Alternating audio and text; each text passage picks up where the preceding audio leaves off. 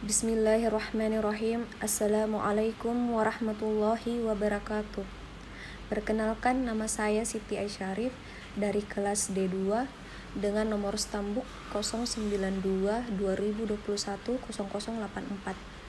Pada kesempatan kali ini saya akan mempresentasikan tugas utilitas 2, yaitu pembangkit listrik tenaga biomassa atau dengan singkatan PLTBM. Pada presentase ini, saya mengambil contoh pembangkit listrik tenaga biomassa berbahan baku sekam padi. Pembangkit listrik tenaga biomassa merupakan pembangkit listrik yang memanfaatkan sumber energi biomassa.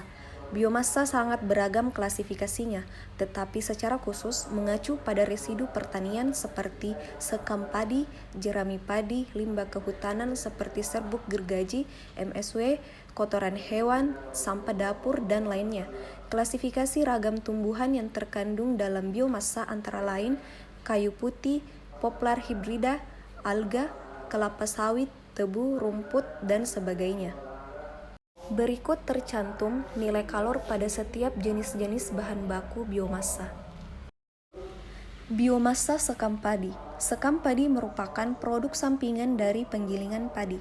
Sekam padi merupakan lapisan keras yang mengandung seriposis, tersusun atas dua bagian yaitu lemma dan palea yang saling bertautan. Ketika padi digiling, cangkangnya terlepas dari butiran padi dan membentuk residu dan limbah yang dihancurkan. Sekam padi digolongkan menjadi biomassa dan bisa memenuhi berbagai macam kebutuhan seperti pangan industri, pakan ternak, energi, dan bahan bakar. Sekitar 20-30% sekam diperoleh dari proses penggilingan padi, dan dedak padi yang digiling dari 8-12% memiliki berat gabah 50-63,5% ton dan nilai kalor 1 kg sekam sebesar 3.300 kalori. Sekam padi mempunyai bagian utama seperti selulosa, hemiselulosa, dan lignin. Proses pengkonversian biomassa menjadi energi listrik dalam PLTBM menggunakan salah satu teknologi bernama gasifikasi. Proses gasifikasi ini diperuntukkan untuk mendapatkan energi gas dan kalor yang terkandung di dalam biomassa, yaitu sekam padi. Proses gasifikasi memiliki 4 tahapan, yaitu tahap pertama, tahap pengeringan. Tahap di mana sekam padi akan dikeringkan secara total dengan menggunakan panas yang bersumber dari reaksi oksidasi. Kedua, tahap pirolisa. Tahap di mana sekam padi yang telah habis kadar airnya akan kembali dipanaskan dengan derajat suhu yang lebih tinggi bertujuan untuk mengubah sekam padi menjadi zat hitam lain berupa arang dan tar sebagai ampasnya dan mesin gas yaitu gas hasil pemanasannya. 3. Tahap oksidasi. Tahap di mana sekam padi yang telah dipirolisa akan teroksidasi dengan kandungan oksigen dari udara yang masuk ke dalam tabung oksidasi, sehingga akan muncul panas alami yang muncul dari sekam, mana panas tersebut akan digunakan pada tahap pengeringan.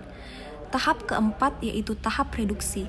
Tahap di mana sekam padi yang telah teroksidasi sembari mengeluarkan energi panas alami yang berbentuk kalor utama yang dapat dimanfaatkan untuk pengkonversian energi tahap selanjutnya.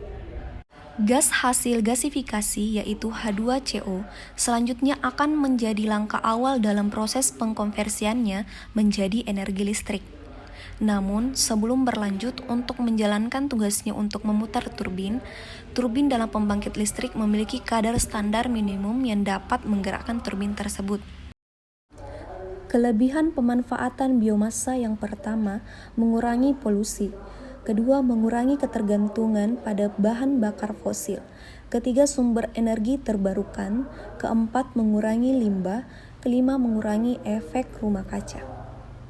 Adapun kekurangan biomassa yaitu yang pertama, sumber energi terbatas, kedua, mahal, ketiga, menyebabkan polusi.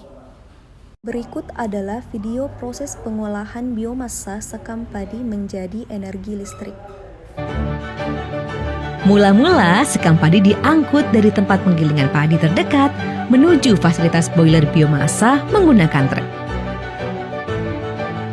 Lalu sekam padi dibongkar muat dalam gudang dan diletakkan pada conveyor untuk dibawa menuju ruang pembakaran.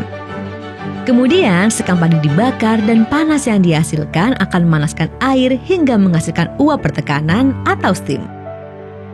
Uap inilah yang kemudian dialirkan melalui pipa menuju PT Sari Husada Generasi Mardika, pabrik Prambanan sebagai sumber panas untuk menjalankan proses produksi.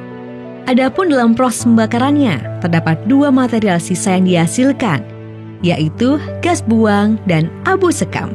Gas buang terlebih dahulu diolah melalui electrostatic precipitator ESP sehingga menjadikannya sangat bersih saat dikeluarkan dari cerobong dengan mengikuti standar IFS Bank Dunia. Sedangkan sisa abu sekam digunakan bersama pupuk oleh petani untuk dapat meningkatkan produktivitas lahan pertanian yang berada di sekitar fasilitas boiler biomasa sehingga tidak ada yang terbuang sia-sia. Pemanfaatan sisa abu sekam ini merupakan salah satu wujud ekonomi sirkular, di mana pemanfaatan teknologi ramah lingkungan tidak hanya berdampak positif bagi lingkungan, namun juga secara sosial ekonomi. Penggunaan teknologi boiler biomasa merupakan langkah kami, DNN Indonesia, untuk turut memitigasi perubahan iklim serta mewujudkan Indonesia dan bumi yang lebih sehat.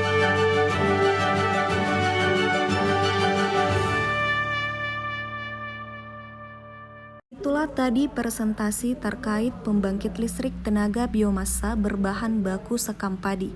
Lebih dan kurangnya mohon dimaafkan. Sekian dan terima kasih.